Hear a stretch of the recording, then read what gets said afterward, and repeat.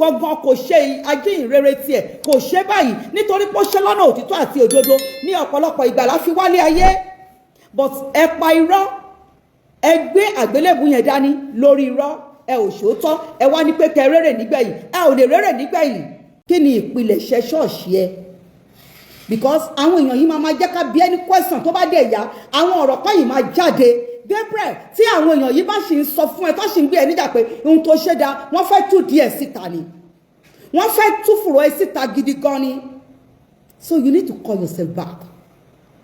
Pastor Gabriel, don't let anybody deceive you. You still need to go down on your knee and ask for forgiveness. Go and ask for forgiveness. People are in pain before getting to your place, before picking them from wherever you pick them, and you had more into their problem. It can never go well. Nobody does it. This is why when people are complaining, when people are talking about abroad, but just mainly because there's some little comfortability that you will get there. Tí wọn ọ̀dẹ̀ ní fi ìyẹ̀tọ́ ẹ̀ jọ ẹ́ lójú tó má tiẹ̀ máa jẹ lára ẹ̀ kì í ṣe pé kán jẹ ẹ́ pa. Vanity upon vanity. Olúwa ò ní fikú tó yá pa gbogbo wa. Arákùnrin tó ń sọ̀rọ̀ tó ń gbé Gabriel níjà pé Gabriel ti dolówó Gabriel ò lè já wálẹ̀ wọ́n sì jẹ́ kí n já ẹ sí. Kò sí ẹni tí ayé ò lè já wálẹ̀ ta ló bẹ́ẹ̀ sọ. Àbọ̀ ṣáájú láyé fi padà lẹ́yìn èèyàn. Ayé tó ń gbani ló ń gbàyàn dà sí kòtò. Ìwọ gbẹnu síta. Ta ni wọ́? Onípẹ́pẹ́sẹ́ Gabriel ò lè wálẹ̀. Ẹ má fi ọ̀rọ̀ ṣe àkóbá fún Gabriel. Ẹ tọrọ fún Gabriel, ẹ bá Gabriel sọ̀rọ̀. Ẹni kó lọ sórí eékún ẹ̀ kó lọ tọrọ fún ìdáríjì ẹ̀ṣẹ̀. Nítorí tó bá jẹ́ ìyàwó ẹ̀ ní ọmọ tó wà lórí ìdùbúlẹ̀ yẹn. Tàbí tó bá jẹ́ ọmọ ìyá ẹ̀ ṣẹ́nu ẹ̀ máa dùn sí. Ẹrù àrùká là ń perú ẹ̀. Ọmọ yẹn ti dẹrù àrùká máwọn òbí ẹ̀ lọ́wọ́. Ìwọ wá ń fi ìnira àti ìdààmú àti ìdojúkọ ó wá fi ń ṣe àtẹ̀gùn ògo. Ẹ yé forúkọ Ọlọ́run ṣàbòsí nítorí pé ẹ fi ń jẹ ọ̀pọ̀ èèyàn níyà. Lótìtọ́ tí Ọlọ́run bá máa mú àáfàá kò ní ṣojú ọmọ kéwú gẹ́gẹ́ bí òwe tí àwọn Yorùbá máa ń sọ. Ṣùgbọ́n ìdájọ́ ò sí lọ́wọ́ ẹnìkankan wọ́ Ọlọ́run ní ìdájọ́ wà. Ẹ má gbàgbé ìdájọ́ wà nílé ayé yìí o. Ara ìdájọ́ kan ni kí ẹ̀dá kó ọrọ̀ jọ kí Elédùmarè wá fi ẹ̀sín ẹ̀ hàn aráyé nítorí pé ọ̀pọ̀ àwọn èèyàn tó ń sọ̀rọ̀ tó ń gbé Pastor Gabriel níjà yìí wọn ò mọ̀ wípé ẹ̀sín ni. Àwọn kan tiẹ̀ tún wá sọ wípé oore ń bọ̀ lọ́nà oore máa ń wọ̀tọ̀ oore ṣùgbọ́n nígbà púpọ̀ téèyàn bá máa gba oore lọ́wọ́ Elédùmarè a kì í ṣubú lórí oore kí oore tún jáde ó yìí máa ṣubú ni nítorí pé tí ò bá ti ń ṣe ọ̀nà ẹ̀tọ́ ló bá gbà ó máa ṣubú. Ihun tó bá jẹ́ tẹni òun ni ká fi fún ni lótìtọ́ àti lódodo òun ló ní ilé ṣọ́ọ̀ṣì ẹ̀ òun ló mọ bóun ṣe kọ tó bá fẹ́ gbowó tí ètò àgbékalẹ̀ ò bá sí fún tó bá gba ẹ̀kọ́ lẹ́nu àwọn ará aṣíwájú lótìtọ́ àti lódodo bí àwọn àgbààgbà kan ṣe sọ tó bá gba ẹ̀kọ́ tó gba ìdánilójú á mọ bí àwọn èrò ìṣíwájú ṣe ṣe ṣùgbọ́n ó bìde wùyà ó bẹ́ gìjà ó ń dá nǹkan yìí ṣe nítorí pé mo lálátìlẹ́yìn nígbà púpọ̀ Olúwa Elédùmarè òun ni ẹ̀dá fi ń ṣe alátìlẹ́yìn o tó o bá fi ènìyàn ṣe alátìlẹ́yìn wàá ṣubú nítorí pé o ò mọ̀gbà tó máa kọsẹ̀ lára ẹ̀dá ọmọ aráyé o ò lè sọ pé ìgbà kan ló máa ṣe ẹ̀dá ọmọ aráyé tí wọn ò ní láforíjì tàbí tí wọ́n máa ṣinú bí Olúwa ni kì í ṣinú bí o Elédùmarè ò kì í ṣinú bí nítorí pé adákẹ́dájọ́ ni Olúwa Ọlọ́run Elédùmarè. Ìdí ni pé èdè kan níjọ́ tí Gabriel kọ́kọ́ rí Gabriel fún lọ́wọ́ lóhun ò gbà ó fún lọ́wọ́ lóhun ò fẹ́ Ọlọ́run fún ẹni ìyá ní wẹ̀ pẹ́pọ̀ lè wá sọ́dọ̀ òun ó ní tó bá jẹ́ pé owó tẹ fún òun gbà yìí ó ní òun ò gba owó yẹn nítorí ó ní mi ò gba owó yìí nítorí kí n lè wá sọ́dọ̀ yín ó ní ṣùgbọ́n ó dàbẹ́ ní pé nǹkan mi wà lẹ́yìn owó tẹ fún mi ṣó wá tán àbí ó tán. And you all call him a foolish man. You come with him a stupid, a crazy man that knows nothing. Ọ̀rọ̀ ẹ̀ tó sọ́njà náà lọ́hùn ó padà wá sí ìmúṣẹ. Well, the deed has been done. Muideen came out to complain a lot of things. But all of us do not see that and we do not listen to Muideen because we believe Muideen is an ingrate. Okay? What about this lady? Many of them are coming out to testify about how this guy was treating them. Yeah. ó gbà mú ẹni tó jù ní fọwọ́ náà Lágbára Gabriel tẹ́ ń pariwo. ẹ jọ sẹ bá gbọ́ ẹ jẹ́ kí n mọ̀. gbogbo nǹkan tẹ́ ń fẹ́ láti ṣe ni pé ẹ̀ ń wò pé wọ́n pẹ́ tẹ́tí ń halẹ̀ tẹ́tí ń pariwo tẹ́ ń fìtì náà sí ẹ̀ pé at the end of the day kò ní lè máa ṣàwọn kan yẹn mọ́ ṣẹ́rí kò ní lè máa ṣe láìpẹ́ mọ́ kò ní lè máa gbowó mọ́ ṣẹ́rí góò yín nìyẹn àbí màá sọ effect góò yín fún ṣẹ́rí effect ẹ̀ ni pé kò ní jẹ́ káwọn tó ń ràánú gbà kán ràánú gbà mọ́ ẹ̀ tí you understand. ẹ má bínú. This man made one statement. This man called Banisọ kò bá làákàyè sọ rárá ó ní wọn ò ní ràánú gbà. Who the hell are you? Ta ni wọ́? Àánú sì ń fọhùn nínú ayé ọ̀pọ̀ èèyàn kí Gabriel tó délé ayé. Ta ló sọ fún ẹ pé tí Gabriel bá ṣíwọ́ ṣẹlẹ̀ ni tó lóun ò ṣàánú mọ́ because ẹ̀yin èèyàn kan máa trigger dẹ́. Thank you. Ẹ kàn máa jẹ́ kí ló bí àwọn èèyàn láti máa sọ̀rọ̀ ni. Ṣọ̀rọ̀ mi yé. Tí Gabriel bá dáwọ́ ṣẹ́dún tó lóun ò ṣàánú mọ́ ìrànlọ́wọ́ máa dìde fún àwọn ènìyàn yẹn. Ọlọ́run ọba gọ́gọ́ sọ nínú Bíbélì ó ní èmi yóò ṣàánú fẹ́ni tẹ́mi yóò ṣàánú fún.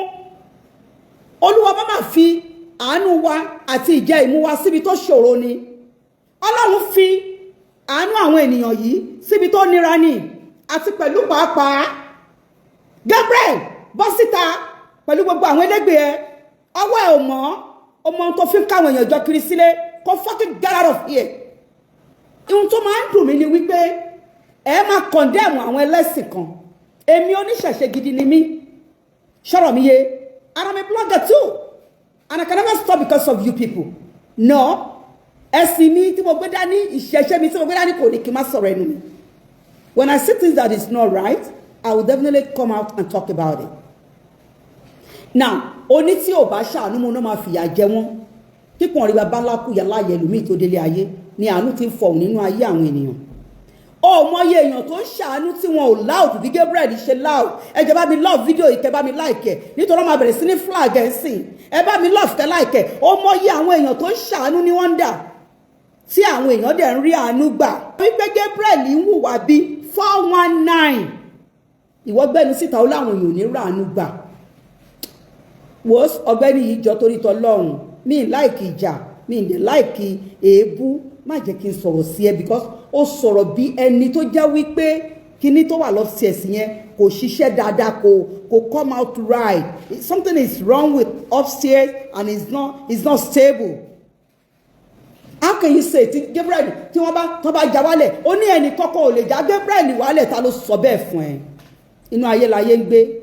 Ta ló sọ fún ẹ pé gbogbo àwọn tí gbogbo èyí tẹ súnmọ́ Gabriel ṣe gbogbo yín lẹ nífẹ̀ẹ́ oníwọ̀n ń gun ọ̀kadà. Why don't let me go too far? Continue kò máa blab. Oh yeah, go ahead.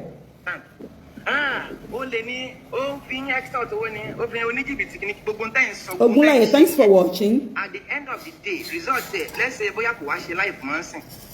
Ẹ̀yin rò pé bóyá tí ò bá ṣe live kókò ní jẹun wọn pé bí màmá lù pa kìíní kan ẹni tó kọ́lé fún yìí. Ẹ máa yàn tó ṣe àánú. Ó dà kó mọ̀ ní wà ní àlọ́ ìgbà ìjà òjì mọ́ láyé. Because àwọn tó Ọlọ́run ti lò ó fún tó ti wà lókè tó ta àìmọye tó ti láì oversee tó ti make it. Èmi bí mo ṣe wà yín ọlọ́kadà ni nígbà tó Oro Agbala Gabriel. Yes, and God has put me in a position tó yẹ pé kódà mo ní oore ọ̀fẹ́ láti gbìyànjú nǹkan tó bá béèrè lọ́wọ́ mi ó béèrè kò béèrè Ọlọ́run ti fún mi sí ìfẹ́ láti lè máa ṣe àwọn nǹkan kan tó ní ìtumọ̀. Ọ̀gá ìdákẹ́nu ẹ kò shut up. Be quiet. Ọlọ́kadà ni ẹ Ọlọ́run ti ṣàánú ẹ èyí tí wọ́n rí gbà ní wo gbé ìṣòro àìsàn dọ́dọ̀ ẹ̀ ó dẹ̀ gbé ìṣòro afọ́jú dọ́dọ̀ ẹ̀ ọwọ́ ẹ̀ ò rọ wọn àgbérí sí ẹ lápá wọn àgbérí sí ẹ lẹ́sẹ̀. Kí ni contract yín contract wo ló wà lára kí ni deal tí wà tí ẹjọ́ ní tó fi gbé ẹ dìde. You see ẹ̀yin èèyàn máa ń parọ́ gan. Sọ fún wa contract tẹjọ́ ní kí ni deal tó wà láàrin wa àti Gabriel. Ó lè fi rẹ̀ compare àwọn tó dùbúlẹ̀ àìsàn sílẹ̀ àwọn tó gbé apá dání tó sori mẹ́sẹ̀ tó sori mọ́wọ́. Is it the only one that is doing NGO in Nigeria? Come out and tell us because ẹnu ẹ̀ ń yọ àbí ká sọ pé kọ́lọ́run fi ẹ́ sírú àyè táwọn èèyàn yẹn wà ní because ẹ̀yin èèyàn yìí ẹ kàn máa dédé sí ring light yín ẹ kàn máa sọ̀rọ̀. Ọmọlára ìyá mi I will text you the number I will. Ẹ kàn máa sọ̀rọ̀ ní ẹ ò ní ẹran ẹ̀mí Ọlọ́run ẹ ní ẹ̀jẹ̀ ìgbàlà ẹ̀mí àánú ò sí nínú yín ẹ kàn ń bọ́ síta ẹ láì ṣàánú. Gabriel ò wọ ẹni tẹ́jẹ̀ àánú wà lára ẹ̀ ó ń forúkọ Ọlọ́run ó ń fi tọ́ dúdú sínú ó tún funfun jáde, ó ń fi orúkọ Ọlọ́run fi lu àwọn ènìyàn tó wà nínú ìgbèkùn fi kún ìgbèkùn ayé wọn. Ẹ wá rò pé kò ní lẹ́yìn, ó máa lẹ́yìn. So gbogbo ìgbìyànjú ìyà ò lè jẹ́ náà ọ̀rọ̀ tiẹ̀ náà di pé ọlọ́dẹ máa wo ẹranko báyìí kó fẹ́ yìnbọn báyìí táyì tó wá fẹ́ fa ọkọ̀ ìbọn ẹranko ti sá lọ, ẹranko ti wá lọ tán ó ṣe wá yìnbọn pàà Agbala Gabriel ti lọ kẹ́yìn kẹ́ tó yìnbọn ẹ̀yìn ọ̀tá wọn ní ọ̀kẹ́rẹ́ gorí ìlú ojú ọdẹ dá ẹyẹ ti fò kó tó di pé ẹ̀yìn ìbọn the only iṣẹ́ rí ìbọn tẹ̀ ẹ̀yìn lọ́wọ́lọ́wọ́ lórí. Ṣorí jẹ́ kí wọ́n kọ́ sọ kinní kan fún ẹ. Ọ̀kẹ́rẹ́ gorí ìrókò ojú ọdẹ dá Agbala Gabriel ti lọ, ẹnìkankan ò ṣọ̀tá ẹnìkankan. You see, so you need to call yourself back. Go on your knees and ask for forgiveness. Yes. Ìṣubú máa dé fún yín nítorí pé àwọn èèyàn tó ní ìgbéníjà yẹn wọn ò ní agbára, wọn ò ní nǹkan kan. Thanks for the love. Olúwa wá fi yín sípò pé ẹ bá mi ràn wọ́n lọ́wọ́, ẹ ṣèrànlọ́wọ́ fún wọn kó lè rí ìgbàlà láti pasẹ̀ mi. Kò ní ká ẹ ṣèrànlọ́wọ́ fún wọn kẹ́ fi wọ́n sínú ìgbèkùn láti pasẹ̀ orúkọ mi. But wọ́n gbẹ́nu síta ń sìn, oní Gabriel ti lọ, oló ti lọ, oní kò lè ṣubú mọ́, oní ó ti gòkè olùkàfárá tó dá. Continue. Lórí social media tí bóyá ń ṣe nǹkan tó lè ṣe ni pé yóò dá àwọn tó yẹ kó tún rí àánú gbà yóò dá wọn dúró wọn ní rí àánú gbà kò jù bẹ́ẹ̀ lọ kò lè mébi Agbala Gabriel ó wà òkè ọmọ yẹn estate tó ní. wọ́s fọ̀rọ̀ estate sílẹ̀ àánú ẹ̀ ṣe mí ẹ̀rín ẹ̀ ń pa mí. Alákòóbá ni ẹ, alákòóbá ó fẹ́ kó bá Gabriel, ó wá láti ṣe ìrànlọ́wọ́ fún, ó fẹ́ kó bá. Ọ̀rọ̀ ẹ̀ dàbí Kọ́lédowó tó bí ọmọ ó bímọ 8, ó nílé òun ti kún ṣọ́ṣọ́. Ṣó fẹ́ gbọ́? Ẹgbẹ̀rún ọmọ òtọ́lọ́wọ́n bá lùpá láàbọ̀ ṣẹ́jú. Àwa ò ní kọ́lọ́hún já ògùn ẹ̀ wálẹ̀. Ẹ máa bí Bíbélì kẹ́ ẹ máa fi ṣe in the mighty name of Jesus kẹ́ máa fi fa àwọn èèyàn sínú ìgbèkùn mọ́. Kàtó láàrin kàtó fọ̀nsì tó dí kẹyìn náà àtúnlọ́hún pásítọ̀ àtúnpọ̀ sórí tẹ́ǹpù àbí kílẹ̀ máa ń púpìtì á máa yan kiri wọ́n máa lọ gbédi wọn ìdí wọn pẹ̀lú gbogbo omi tọrọ sídìí wọ́n máa lọ gbé wọ́n máa ní àwọn ṣe in the mighty name of Jesus. Kí ló dé táyé yín bàjẹ́ bí ti gbúgbúrú tí ò rí tán rí náà fi yan báyìí. Gbogbo ilẹ̀ tó wá ní tó ní Gabriel ní aṣígbèrè ń kọ́rọ̀ jọ láì kò mẹ́ni tó máa bá ná. Tí Olúwa ní ilẹ̀ àti ẹ̀kún ẹ̀ ayé àtàwọn tó tẹ̀dù sínú ẹ̀. Ìtúrẹ́ ló fi sọ pé ó fìdí ẹ̀ sọlẹ̀ sórí òkun ó sì gbé kalẹ̀ lórí àwọn ìṣàn omi. Ó ní ta ni yóò gorí òkè Olúwa lọ? Ẹni tó ní ọwọ́ mímọ́ àti àyà funfun, ẹni tó kò gbókè tí ò gbé ọkàn rẹ̀ sókè sí asán tí ò sì búra ẹ̀tàn. Ìyẹn ló fi ní èyí ni àwọn tí ń ṣe àfẹ́rí mi. Ṣé Gabriel àwa ò ṣèdájọ́ ẹ̀, òun ló mọ̀. Àwa ò lè ṣèdájọ́, a ò mọ̀ bóyá ó ṣàfẹ́rí Olúwa. Ohun táwa rí ni wípé àwọn èèyàn ń débẹ̀ wọ́n bá ìkorò kúrò ń bẹ̀. So don't come out here láti máa wá pe àfin lóyìnbó fún wa. I know, I appreciate bó ṣe announce gbogbo bí tó ní wealth dé gbogbo nǹkan ọ̀rọ̀ tó ti kójọ látàrí bó ṣe ń scam àwọn èèyàn, látàrí bó ṣe ń pa àwọn èèyàn lẹ́kún. I appreciate bó ṣe túbọ̀ ṣídìí ẹ̀ fún wa. Ó sọ di ṣídìí ókè ṣídìí máa kókó lórí awó. Continue. ó wà òkè and has worldwide connections so ìyà ò lè jẹ́ but the only thing tí gbogbo ariwo tẹ́ ń pa tó kàn lè fẹ́ tẹ̀ ní pé àwọn tẹ́ kó tún ràánú gbà kò ní jẹ́ kán ràánú gbà bẹ́ẹ̀ dé ṣọ́ọ̀ṣì àgbà. Inú ẹ̀ máa ń bí mi bó ṣe ń pèdè yẹn àánú tó wà lọ́wọ́ ẹgbẹ́ Elédùmarè lè já wálẹ̀ látàrí bó ṣe sọ pé àwọn èèyàn ní ràánú gbà yẹn Ọlọ́run lè já àánú ọwọ́ ẹ̀ wá. Vanity upon vanity, all is vanity. Let me ask you a question. Níbo ni ilé Gabriel? Níbo ni ilé ìwọ gangan tó ń sọ̀rọ̀ yìí? Níbo ni ibùgbé ẹ, níbo ni ibùsùn ẹ wà? Ó kọ́lé ogun, ra mọ́tò ogun. Ta ló mọ ibi tí ilé òun wà? Nítorí ibi tá a bá sùn sí lọ́jọ́ ogbó lọ́jọ́ ìkẹyìn òun nílé wa. Gbogbo ilẹ̀ tí Gabriel rà yẹn ta ló ní lọ́jọ́ alẹ́? Mélòó gangan ló jẹ́ tiẹ̀? Ohun ayé ó máa báyé lọ ni. Ayé tá a kákákátá ò lè ká tán. Ayé tá a fẹ̀ tá ò lè kánú ẹ̀.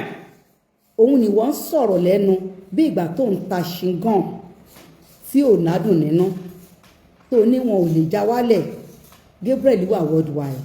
Gabriel mọ ibi tó rìn dé kó tó worldwide but àwọn tó rìn wọ́n ṣáájú ẹ̀ ní ìrìn àjò yẹn àṣírí wọn padà tú wọ́n padà ṣe ẹ̀sìn ni. A kì í ṣàbòsí Ọlọ́run ọba, ẹnìkan ò dẹ̀ lè ṣàbòsí Elédùmarè kó má rí ìbínú ẹ̀ ní ọjọ́ alẹ́.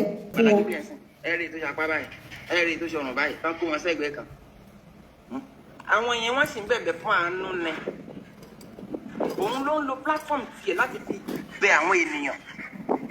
dátà yẹn òun ló ní kámẹ́rà òun ló ní fóònù òun ló ní àwọn tó ń tẹ̀lé òun ló ní àwọn ènìyàn yẹn òun ló ní wọ́n. kò bá wá yá tèmi lò òpònú.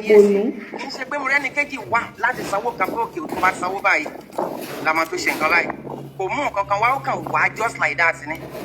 out of let's say for instance tí Agbala Gabriel bá sọ pé ẹ wá òun yìí tẹ̀ ń wá wọ̀nyí mo rẹ́ni kejì wá èèlò ló sọ pé o nílò 30 million ní sáà bó bá ṣe máa ń ṣe eléyìí o ní 30 million yẹn ò kàn mí o ní 15 million yẹn ò kàn mí bó bá ṣe máa ń ṣe ni pé wàá tọwọ́ bọ̀ wí bíbí ọ̀gbọ̀n ká bá ti gbà á pín sí mẹ́ta méjì lè ní Agbala Gabriel ìdá kan kò ní ṣé ó tẹ́ ẹ lọ́rùn àbí ò tẹ́ ẹ lọ́rùn tó o bá ti tẹ́ ẹ lọ́rùn máa lọ ṣé kò ní gbà àti Agbala Gabriel sọ pé èrò dẹ̀ pọ̀ ńlẹ̀ báyìí mo rẹ́ni kejì sorry my dear gba 2 million naira yìí ẹ̀bẹ̀ èrò pọ̀ ńlẹ̀ kí n tó lè àtẹ́sẹ̀ ọmọ tó next year ṣé wọ́n ní gbà lọ́wọ́ ṣé wọ́n ní lọ wọ́n máa lọ náà àbí Agbala Gabriel is ọlọ́run bá mi gbàdúrà fún bàbá yìí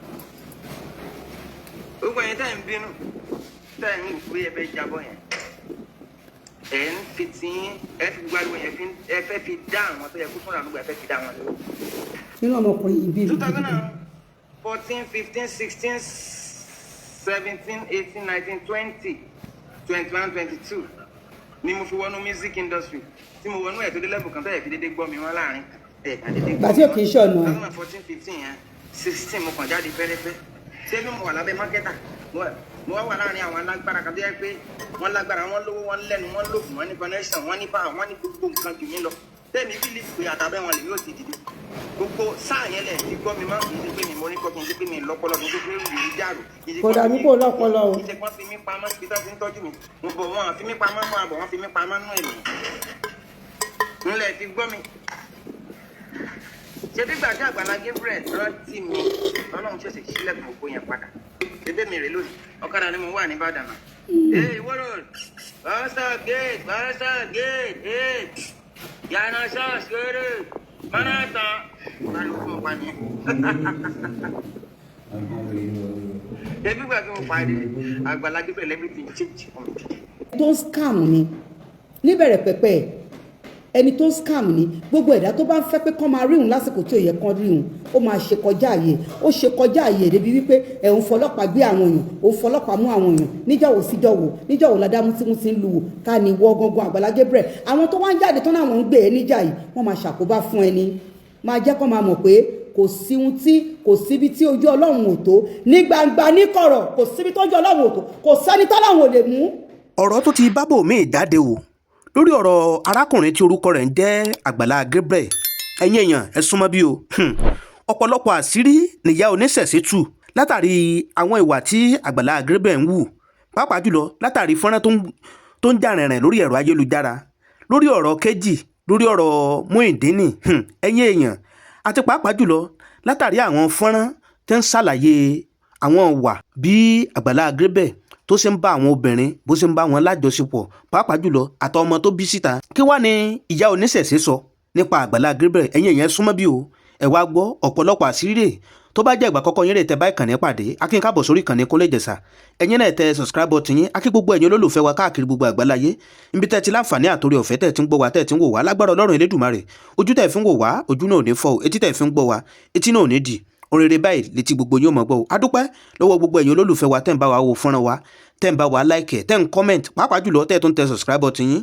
tó bá jẹ́ ìgbà kọ́kọ́ yín rè ẹ̀yin náà tẹ subscribe button yín kẹ́ lè máa jàǹfààní lóòrèkóòrè bàbá tó ṣe mú fọ́nrán wá sórí ìkànnì Kúnlé Ìjẹ̀ṣà ẹ má wàá gbàgbé àdéhùn wa là ń múṣẹ pé gbogbo nǹkan tó bá ń lọ káàkiri gbogbo àgbáláyé làámọ̀ mú wá sórí ìkànnì Kúnlé Ìjẹ̀ṣà tẹ́yìn náà tẹ́ mọ̀ fojú ara yín rí tẹ́sì mọ̀ fi etí ara yín bọ̀ bó ṣe ń lọ lọ́lọ́kan òjọ̀kan bó ṣe ń lọ ní ọlọ́kan òjọ̀kan tọ́ kí wá ní ìyá oníṣẹ̀ṣe sọ nípa Agbala Gabriel ẹ̀yin èèyàn ọ̀pọ̀lọpọ̀ àṣírí rẹ̀ o ìyá sọ̀rọ̀ o wọ́n yànnàná ọ̀rọ̀ látàrí kódà bí Agbala Gabriel ṣe ń fi ipò ń jẹ́ pásítọ̀ bó ṣe fi ń rẹ́ àwọn ọmọ nìkejì jẹ pàápàá jùlọ bó ṣe ń fi ipò tó ní tó fi ń rẹ́ àwọn tó wà lórí ìdùbúlẹ̀ àìsàn tó fi ń rẹ́ wọn jẹ ẹ̀yin èèyàn gbogbo àlàyé yìí ni ìyá oníṣẹ̀ṣe ṣe látàrí ìrìn tí ò bójúmu tí ò yẹ kán máa bá lọ́wọ́ kìrìsìtẹ́nì tí Agbala Gabriel rìn ẹ wo ẹ má wàá jẹ́ ń dènà pẹ́nu ẹ má jẹ́ ń gbà ẹ́ lákòókò torí ọ̀rọ̀ ọ̀rọ̀ tí ìyá oníṣẹ̀ṣe sọ bíbá ń tú wìnrìnwìnrìn ọ̀rọ̀ kódà ẹ wo ẹ jẹ́ ká tó gbọ́rọ̀ tí ìyá oníṣẹ̀ṣe sọ